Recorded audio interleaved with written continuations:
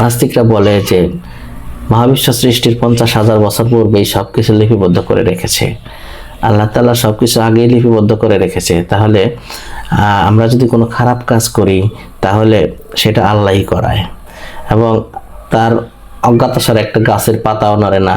তাহলে সবকিছুই ডিটারমাইন, আল্লাহ সবকিছু নির্ধারণ করে রেখেছেন। এই প্রশ্নগুলোর উত্তর ইনশাল্লাহ দেওয়ার চেষ্টা করব। আজকে ভাগ্য বিষয়ে কিছু কথা বলবো। আসলে এই বিষয়ে কথা বলার মতো যথেষ্ট জ্ঞান আমার নাই। এটা অতি একটা উন্নত বিষয়, এই বিষয় একটা গভীর বিষয়। ভাগ্য বিষয়ে কথা বলার মতো যথেষ্ট জ্ঞান বুদ্ধি আমার নাই, তবুও আমি চেষ্টা করব।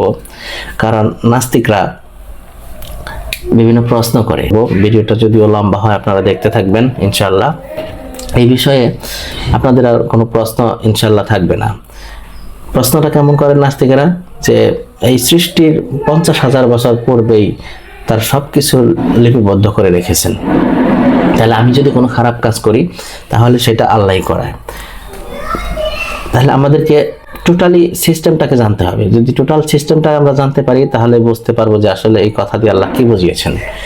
আল্লাহ, একটা হাদিসে আছে যে আল্লাহ প্রথম যাহা সৃষ্টি করেছেন তাহা হচ্ছে কলম। আল্লাহ কলমকে বলিলেন লেখক, কলম বলিল কি লিখিব। আল্লাহ আদেশ করলেন যে সকলের তকদির লেখো। কলম আদি হইতে অন্ত পর্যন্ত যাহা ঘটিবার সব কিছুই লিখিল। তাহলে এই কলমটা আবার কোশ্চেন্স করতে পারে যে আমি কি লিখব। এই কলম তাহলে একটা ইন্টেলিজেন্স এন্টিটি, এটা আবার প্রশ্ন করতে পারে যে আমি কি লিখব, এটা কেমন কলম, আমাদের সেই বিষয়ে জানতে হবে। যে একটা গাছের পাতাও কোথায় জন্মাবে, কোথায় পড়বে, সবকিছু ডিটেইল লিপিবদ্ধ করে রেখেছে এই কলমে।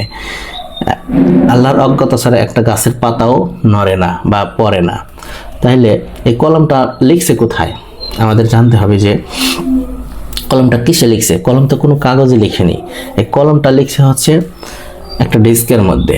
এই কথাটা পবিত্র কোরআনুল কারিমের 85 নম্বর সূরার 21 থেকে 22 নম্বর আয়াতে বলা হয়েছে, না it is a glorious Quran in a disc protected লৌহে মাহফুজ। এই লৌহে মাহফুজে লিপিবদ্ধ রয়েছে। লৌহ মানে হচ্ছে ডিস্ক, আর মাহফুজ মানে হচ্ছে প্রোটেক্টেড বা সেভ। তাহলে এটা হচ্ছে একটা সেভিং ডিস্ক।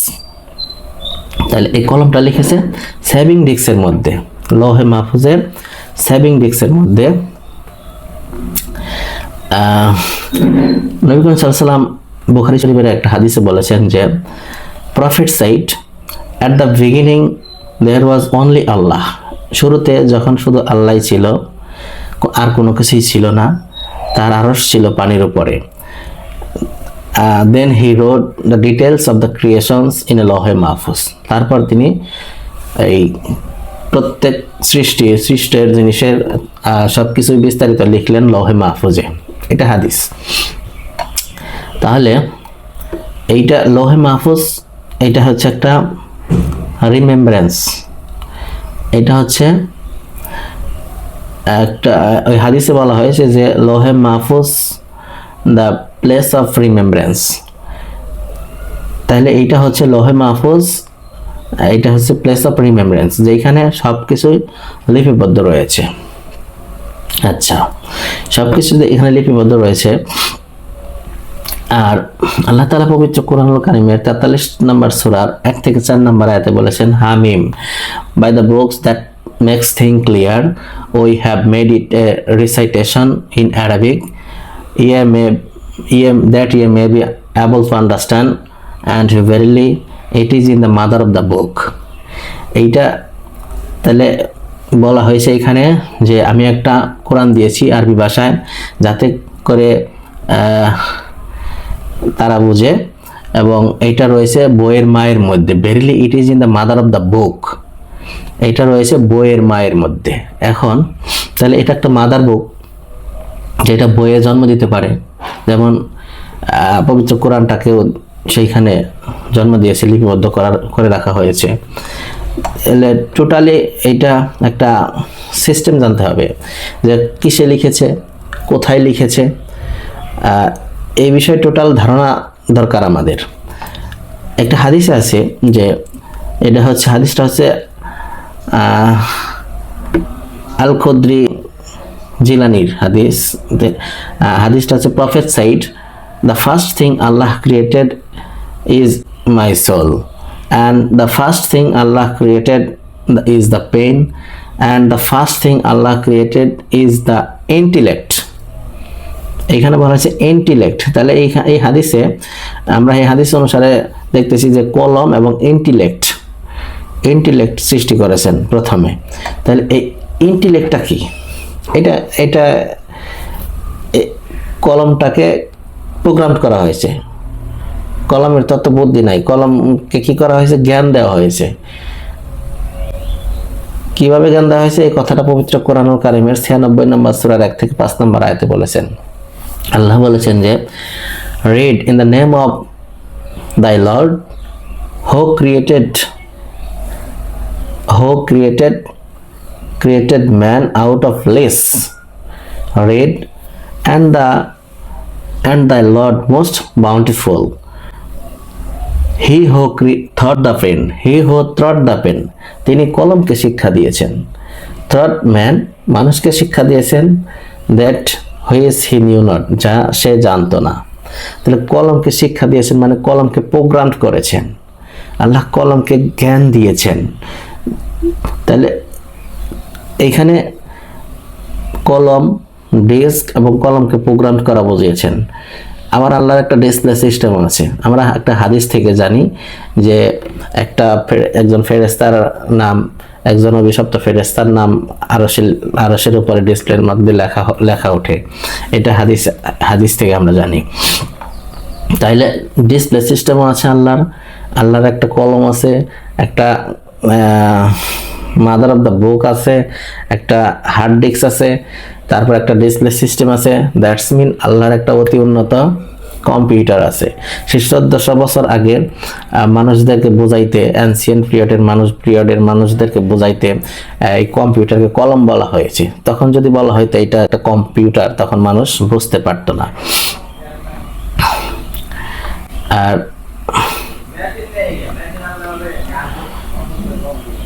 আল্লাহ তাআলা পবিত্র কোরআনুল কারীমে বলেছেন যে নো মিসফরচুন ক্যান হ্যাপেন, কোনো অন আর্থ, পৃথিবীর মধ্যে কোনো দুর্ঘটনা ঘটে না। হ্যাঁ, তোমাদের সোলের কোনো দুর্ঘটনা ঘটে না, but it is recorded in the book, এইটা রেকর্ড রয়েছে বইয়ের মধ্যে। We bring it into existence, আমরা এটা প্রকাশে আনি before hand. It is truly easy for god, এটা আল্লাহর জন্য সহজ। তার মানে হচ্ছে কোনোই দুর্ঘটনা বা কোনো ঘটনাই ঘটে না যা কিতাবে পূর্বে লিপিবদ্ধ রয়েছে।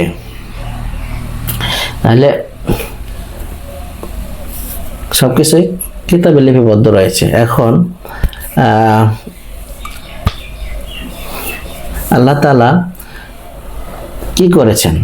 আল্লাহ তাআলা আদম সন্তানদেরকে তাদের সন্তানদের পৃষ্ঠদেশ থেকে বের করেছিলেন এবং আমাদেরকে প্রতিজ্ঞা করিয়েছিলেন যে আমি কি তোমাদের প্রভু নই? তখন আমরা বলেছিলাম জি হ্যাঁ, আপনি আমাদের প্রভু। এইটা আছে 7 নম্বর সূরার 172 নম্বর আয়াতে আমরা বলেছিলাম। হ্যাঁ, আল্লাহ তাআলা মহাবিশ্ব সৃষ্টির পূর্বে আমাদের তকদির লিখে রেখেছেন এবং এই কলমের মাধ্যমে লিখেছেন। কলমটা লিখেছে লৌহে মাহফুজে, সেভিং ডিস্কের মধ্যে। কলম এটা প্রোগ্রাম করা পেন। পবিত্র কোরআনুল কারীমে বলা হয়েছে যে তিনি কলমকে শিক্ষা দিয়েছেন। তাহলে এটা কোথা থেকে লিখেছেন? আমাদেরকে একটু জানতে হবে যে কলমটা কোথা থেকে লিখলো, কলমকে যে জ্ঞানটা দিল সে কলম জ্ঞানটা কোথা থেকে পেল। পবিত্র কোরআনুল কারীমে বলা হয়েছে যে তিনি আদম সন্তানদেরকে তাদের পৃষ্ঠদেশ থেকে বের করলেন এবং আমাদের উপর প্রতিজ্ঞা করালেন যে আমি কি তোমাদের প্রভু নই? তখন আমরা বলছিলাম যে হ্যাঁ, আপনি আমাদের প্রভু। আদম সন্তানদের পৃষ্ঠদেশ থেকে মানে আদমের সন্তানদের ডিএনএ থেকে তার ডিএনএ এখানে কম্বিনেশন। এইটা ডিএনএ কি করা হয়েছে? ডিএনএ কে পারমিউটেশন কম্বিনেশন করে আমাদেরকে হোলোগ্রাফিক্যালি আল্লাহ তাআলা ওই তার কম্পিউটারের মধ্যে, তার অতি উন্নত সাইবারনেটিক সিস্টেম যে computer, computer of creation CC, সেইখানে আমাদেরকে ভার্চুয়ালি সৃষ্টি করেছিলেন। সেইখানে আমাদের নফস দিয়ে এবং আমাদের ডিএনএ কোড দিয়ে সৃষ্টি করেছিলেন, আমাদেরকে একটা ডিজাইন করেছিলেন। মূলত আমাদের এই পৃথিবীতে ইঞ্জিনিয়াররা কোনো একটা বিল্ডিং করতে গেলে প্রথমে 3D ডিজাইন করে সেইখানে কোথায় কি হবে সব তারা বিল্ডিংটা সৃষ্টি করার পূর্বেই কিন্তু সব কিছু দেখে ফেলে যে কোথায় কি করা হবে। আল্লাহ তাআলা ডিজাইনার, সে মহা ডিজাইনার, তিনি আমাদেরকে ওই আমাদেরকে তার সেই কম্পিউটারের মধ্যে কম্পিউটার অফ ক্রিয়েশন ওইটার মধ্যে আমাদেরকে ভার্চুয়ালি সৃষ্টি করেছিলেন এবং সেইখানে আমাদের নফস দিয়েছিলেন আর আমাদের হচ্ছে এই জিনোম কোড ডিএনএ দিয়ে সৃষ্টি করেছিলেন এবং আমাদের উপর প্রতিজ্ঞা করিয়েছিলেন যে আমি কি তোমাদের প্রভু নই? তখন আমরা বলছিলাম যে হ্যাঁ, আপনি আমাদের প্রভু। সেইখানে আমরা একটা জীবন কাটিয়েছি, আমরা একটা সময় কাটিয়েছি যেখানে আমাদের সাধারণ ইচ্ছা ছিল, সাধারণ ইচ্ছা অনুযায়ী আমরা সেইখানে একটা লাইফ লিড করেছি এবং সেইখানে আমরা যা যা করেছি তার বাস্তব প্রতিফলন আমরা এখন করছি। আর সেইখানে যারা নাস্তিকতা করেছে তারা এই পৃথিবীতেও নাস্তিকতা করছে। সেইখানে যেহেতু সাধারণ ইচ্ছা ছিল, সেইখানে আমরা যা করেছি সেই অনুযায়ী এই কলমটা কি করেছে, সেইখান থেকে আমাদের ভাগ্যটাকে এক্সট্রাক্ট করে আলাদা আলাদা ফোল্ডারে লৌহে মাহফুজে আলাদা আলাদা ফোল্ডারে লিপিবদ্ধ করে রেখেছেন সেই কলমে। তাহলে কলমটা লিখেছে আমাদের তকদির, আমাদের ভাগ্য, আমরা যা করেছি সব কিছু সেই কলমে লিখেছে এবং পবিত্র কোরআনটাও কলমে লিখেছে। নবী করিম সাল্লাল্লাহু আলাইহি ওয়াসাল্লামের যখন ভাগ্য লিখেছে তখন কলমটা এই পবিত্র কোরআনটাকেও লিখেছে, কারণ নবী করিম সাল্লাল্লাহু আলাইহি ওয়াসাল্লামের ভাগ্যের সাথে কোরআনটাও জড়িত। এই কারণে কোরআনে দেখবেন বিভিন্ন জায়গায়, বেশিরভাগ জায়গায় আমরা করি, আমরা আকাশ নির্মাণ করেছি, আমরা এটা করেছি, আমরা ওটা করেছি, মানে আল্লাহ তাআলা সিস্টেমেটিক্যালি করেন, সিস্টেমের মাধ্যমে করেন। আল্লাহ অযৌক্তিক কিছু করেন না। আর যেখানে দেখবেন যে আমাকে ভয় করো সরাসরি ফার্স্ট পারসন সিঙ্গুলার নাম্বার হিসাবে ইউজ করা হয়েছে, সেই কথাগুলো আল্লাহ তাআলা এডিট করেছেন। পবিত্র কোরআনুল কারিমে বলা হয়েছে যে আল্লাহ যা ইচ্ছা সংরক্ষণ করেন, যা ইচ্ছা ডিলিট করেন। আল্লাহ তাআলা তার কাছে আছে মূল গ্রন্থ, তার মানে আল্লাহ তাআলা সেইখানে ডিলিটও করতে পারেন, কিছু কিছু সেভও করতে পারেন।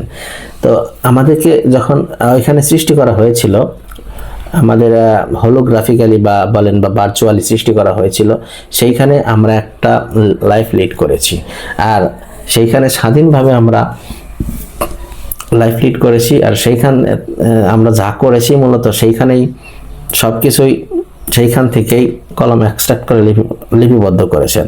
এই জন্যই বলা হয় যে এমন কোনো বিপদ আসে না, দুর্ঘটনা ঘটে না যা মহাবিশ্ব সৃষ্টির পূর্বেই কিতাবে লিপিবদ্ধ রয়েছে। তার মানে আল্লাহ তাআলা সেইটাকে একটা কি করেছেন, ডিজাইন করেছেন এবং ব্যাক ফাস্ট ফরওয়ার্ড করে চালিয়েছেন। মহাবিশ্ব সৃষ্টির ইনিশিয়াল কনফিগারেশন সৃষ্টি করেছেন, initial configuration of the universe সৃষ্টি করে সেইখানে সেই ভার্চুয়ালি সৃষ্টি করেছিলেন। সেইখানে এই মহাবিশ্ব কেমন হবে, কিভাবে চলবে, কিভাবে ইভলভ হবে, প্রত্যেকটা জিনিসই তিনি সেইখান থেকে নির্ধারণ করে দিয়েছিলেন। যেই কারণে তিনি বলেছেন যে তার অজ্ঞতা সারে একটা গাছের পাতাও নড়ে না, বা তিনি সবকিছু করান, তিনি জানেন তোমরা যা করো আর যা করবে। আর ওই সৃষ্টির 50,000 বছর পূর্বেই সবকিছু কিতাবে লিপিবদ্ধ আছে, আমরা যা করব সবকিছু লিপিবদ্ধ আছে। তাহলে ওইখানে যারা ওইখানে আমাদের স্বাধীন ইচ্ছা ছিল, স্বাধীন ইচ্ছা অনুযায়ী আমরা একটা জীবন অতিবাহিত করেছি, সেই অনুযায়ী এই কলমটা কি করেছে, সেইখান থেকে লিখেছে, এক্সট্রাক্ট করে আলাদা আলাদা প্রত্যেকের নামে ফোল্ডার করে লিপিবদ্ধ করেছে এই কলমে। এই বিষয়ে আরো বিস্তারিত জানতে সায়েন্টিফিক তাফসীর অফ দ্য কোরআনের ফার্স্ট পার্ট, এইটা গুগলে সার্চ করলে পেয়ে যাবেন। এটা 60 পৃষ্ঠা থেকে পড়তে থাকেন, দেখেন আপনার ধারণা ক্লিয়ার হয়ে যাবে যে আল্লাহ তাআলা প্রথমে যে সৃষ্টি করেছেন কলম, তারপরে এইখানে একটা ডিস্ক আছে, আবার একটা মাদারবোর্ড আছে, ডিসপ্লে সিস্টেম আছে, তারপরে হচ্ছে এটা একটা মাদারবোর্ড আছে, এইটা আবার অতি উন্নত, আল্লাহর একটা অতি উন্নত কম্পিউটারের কথাই বলতেছে যে এটাকে কলম বলা হয়। সব সামগ্রিকভাবে এটাকে এই লৌহে মাহফুজের সেই সাইবারনেটিক সিস্টেমটাকে কলম বলা হয়। এই লৌহে মাহফুজটা সাইবারনেটিক সিস্টেম। এইখান থেকে এই কোরআনটা যখন নাজিল হয়েছে, এইখান থেকে কি করা হয়েছে, সিদরাতুল মুনতাহার মধ্যে, সিদরাতুল মুনতাহা হচ্ছে একটা এই বিশাল সাইবারনেটিক সিস্টেম। এটা সিদরাতুল মুনতাহার মধ্যে কোরআনটাকে রূহ হিসাবে দেওয়া হয়েছে। ফেরেশতারা সেইখান থেকে নিয়ে লফটি স্টেশন আছে 7 আসমানে। 7 আসমান বলতে 7টা স্ফেরিক্যাল ওয়েব। এই প্রত্যেকটা স্ফেরিক্যাল ওয়েব প্রত্যেকটা আসমানে একটা হচ্ছে লফটি স্টেশন আছে, উঁচু স্টেশন আছে। স্টেশন ধাপে ধাপে পার হয়ে তারপরে এই কোরআনটা নাজিল হয়েছে। কোরআনটা মূলত ব্রেইন ডাটা হিসেবে নাজিল হয়েছে। নবী করিম সাল্লাল্লাহু আলাইহি ওয়াসাল্লাম এই কোরআনকে মুখস্থ করতেন না। নবী করিম সাল্লাল্লাহু আলাইহি ওয়াসাল্লামের মোহরে নবুয়ত দিয়ে কোরআনটাকে তার ব্রেন ডাটা হিসেবে ব্রেনে দেওয়া হচ্ছে যিকরা। আল্লাহ তাআলা পবিত্র কোরআনে বলেছেন যে আমি তো তোমাকে দিয়েছি যিকরা বা স্মরণিকা। এই মোহরে নবুয়ত দিয়ে ঢোকায় দিত ব্রেন ডাটা হিসেবে, ইলেকট্রোম্যাগনেটিক ফোর্স হিসেবে, সেইটা ব্রেনে গিয়ে সেভ হতো এবং তিনি তা যখন বলতেন তখন তার কখনো ভুল হতো না, কারণ এটা তিনি কখনো মুখস্থ করতেন না।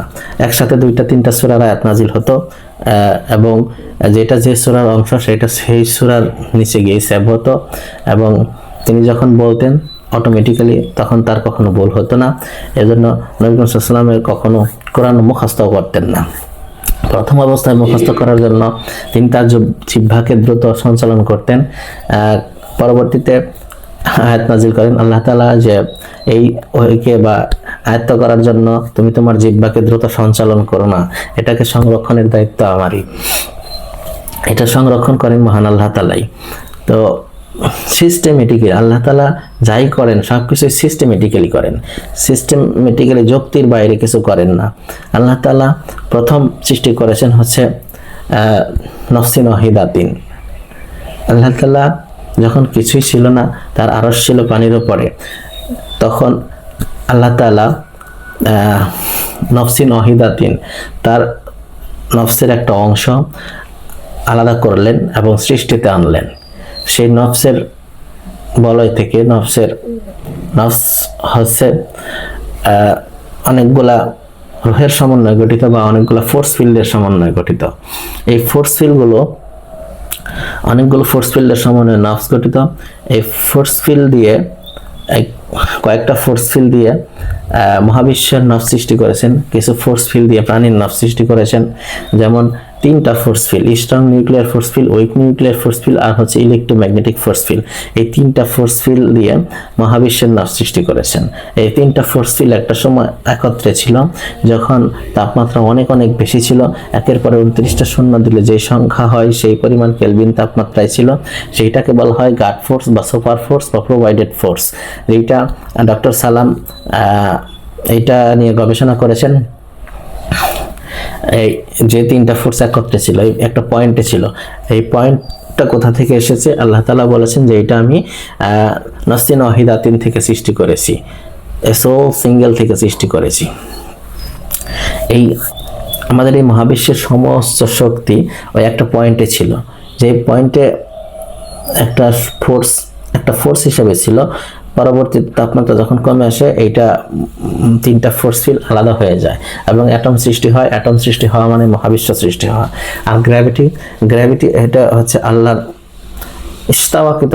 ইস্তাওয়াকৃত নফসের শক্তি। মহান আল্লাহ তাআলা আছেন আরশে, শারীরিকভাবে আছেন আরশে, এবং তিনি আমাদের মাঝেও আছেন। 2জন মানুষ কথা বললে 3য়জন হন আল্লাহ। এই বিষয়ে জানতে হলে নফস বা আত্মা সম্পর্কে জানতে হবে। এই বিষয়ে আত্মা সম্পর্কে আমি পরবর্তীতে কোনো ভিডিওতে আলোচনা করব। তাহলে আল্লাহ শারীরিকভাবে আছেন আরশে এবং তিনি তার নফসের হাত মহাবিশ্বে ইস্তাওয়া করে দিয়েছেন, যে হাত দেখা যায় না। আল্লাহ তাআলা পবিত্র কোরআনুল কারিমে বলেছেন, তারা কি তাদের মাথার উপরে পক্ষীকুলের প্রতি দৃষ্টিপাত করে না?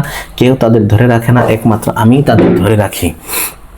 তার মানে পাখিদেরকে ধরে রাখে হচ্ছে গ্র্যাভিটি, সেন্টার অফ গ্র্যাভিটি পাখিদেরকে ব্যালেন্স রাখে, না হলে পাখি ইমব্যালেন্স হয়ে ছিটকে যেত। আর তাহলে এইটা হচ্ছে গ্র্যাভিটি, হচ্ছে আল্লাহ তাআলার নফসের হাতের শক্তি। এই গ্র্যাভিটি একটা ইউনিভার্সাল ফোর্স, এটা একেবারে শুরু থেকেই আছে। এইটা কিন্তু ওই বিগ ব্যাং থেকে নয়, এটা আলাদাভাবে দেখিয়েছেন সায়েন্টিস্টরা যে এইটা সৃষ্টির শুরু থেকেই আছে।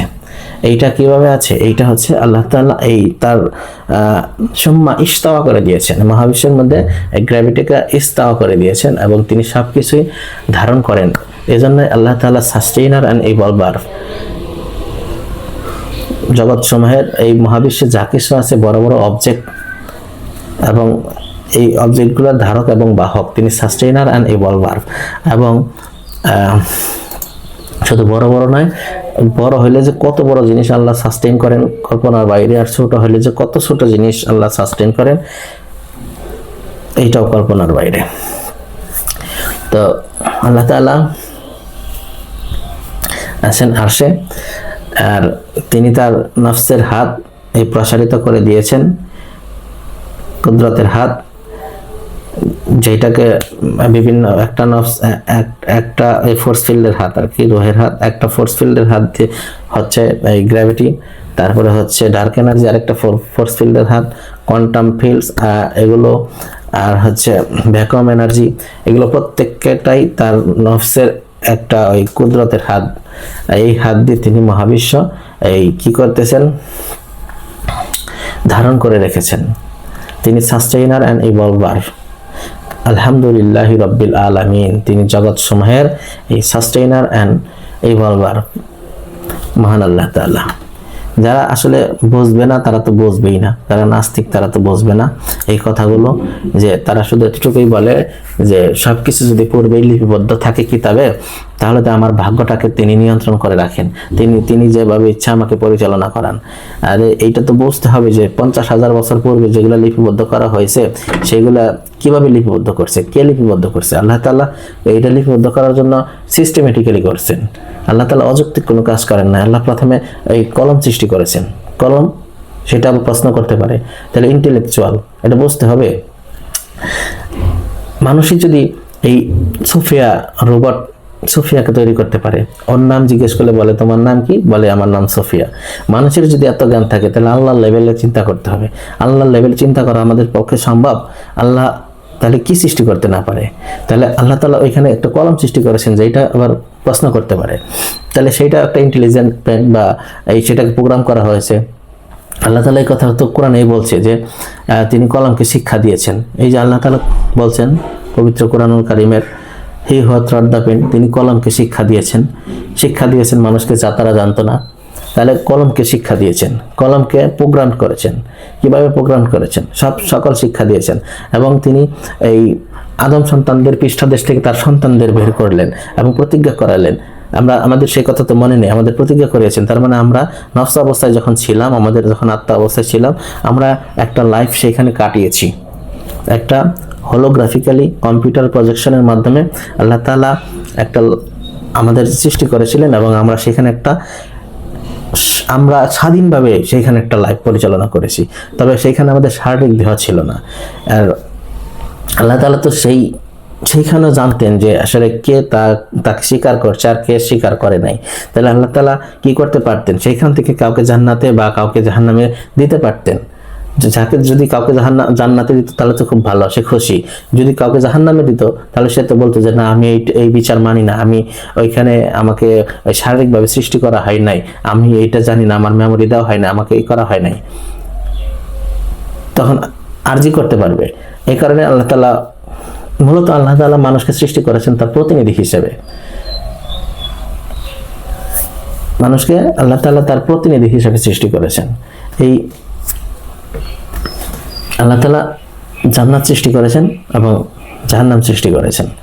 এই জান্নাতের প্ল্যানেটগুলো পরিচালনা করবে এই মানুষ, প্রতিনিধি, আল্লাহর প্রতিনিধি হিসেবে। এবং জাহান্নামে এই বড় বড় অবজেক্টগুলো, বড় বড় গ্যালাক্সিগুলো, এগুলোতে মানুষ থাকবে।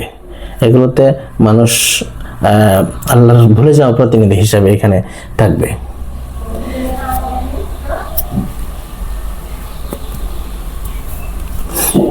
তো তো মূলত সব কিছুই কিতাবে আগেই লিপিবদ্ধ রয়েছে, কারণ আপনি যা করতেন সেইটা আমরা যা করেছি মূলত সেই ভার্চুয়ালি যখন প্রোগ্রামের মাধ্যমে সৃষ্টি করা হয়েছিল, আল্লাহ ডিজাইন করেছিলেন। এই সব কিছুর ইনিশিয়াল কনফিগারেশন যখন ঠিক করেছিলেন, সেই সময় সব কিছু ডিজাইন করেছিলেন এবং সৃষ্টি করেছিলেন, যার মাধ্যমে আমরা সেইখানে যা করেছি সাধারণ ইচ্ছা অনুযায়ী করেছি, এবং সেইখান থেকে কলমটা কি করেছে, ভাগ্য লিখেছে। আল্লাহকে দোষ দেওয়া যাবে না, আল্লাহ তো ওইখানে স্বাধীন ইচ্ছা দিয়েছিলেন। স্বাধীনভাবে আমরা যা করেছি সেইখান থেকেই আল্লাহ তাআলা এই কারণে বলছেন যে সব কিছু কিতাবে লিপিবদ্ধ রয়েছে। এমন কোনো ঘটনা ঘটে না যা সৃষ্টির পূর্বে 50,000 বছর পূর্বে কিতাবে লিপিবদ্ধ রয়েছে। এটা টোটাল বিস্তারিত জানতে হবে, আমাদের জ্ঞানের সীমাবদ্ধতা আছে, এই জন্য আমরা বুঝতে পারি না। আল্লাহ তাআলা সকলকে বোঝার তৌফিক দান করুক, আমিন। আজকে এ পর্যন্তই, হয়তো ভালোভাবে বোঝাতে পারলাম না। আপনারা ওই যে scientific Tafsir of the Quran lieutenant colonel Zakaria Kamal স্যারের লেখা, এইটার প্রথম খণ্ডের 60 পৃষ্ঠা থেকে পড়বেন, ইনশাআল্লাহ আপনাদের ধারণা ক্লিয়ার হয়ে যাবে এই বিষয়ে। আসসালামু আলাইকুম।